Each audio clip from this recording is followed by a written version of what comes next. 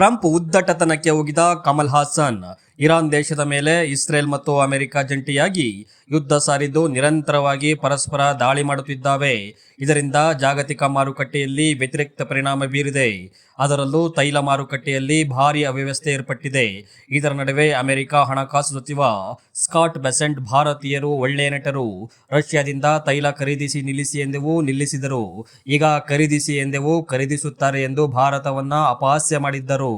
ಈಗ ಅಮೆರಿಕ ಅಧ್ಯಕ್ಷ Donald Trump ಭಾರತಕ್ಕೆ ರಷ್ಯಾ ದೇಶದಿಂದ ತೈಲ ಖರೀದಿ ಮಾಡಲು ಅಮೆರಿಕ 30 ದಿನಗಳ ವಿನಾಯಿತಿ ನೀಡಿದೆ ಎಂದು ಹೇಳಿಕೆ ನೀಡುವ ಮೂಲಕ ಉದ್ದಟತನ ತೋರಿದ್ದಾರೆ.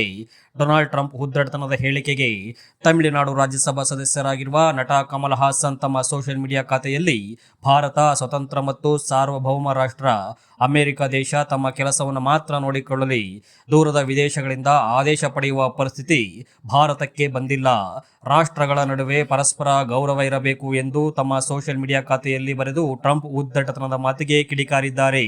ಕಮಲ್ ಹಾಸನ್ ಅವರ ಈ ಪೋಸ್ಟ್ ಸಾಮಾಜಿಕ ಜಾಲತಾಣಗಳಲ್ಲಿ ಸಖತ್ ವೈರಲ್ ಆಗಿದ್ದು ಬಹುತೇಕರು ಕಮಲ್ ಹಾಸನ್ ಅವರ ಪೋಸ್ಟ್ಗೆ ಬೆಂಬಲ ಸೂಚಿಸುತ್ತಿದ್ದಾರೆ.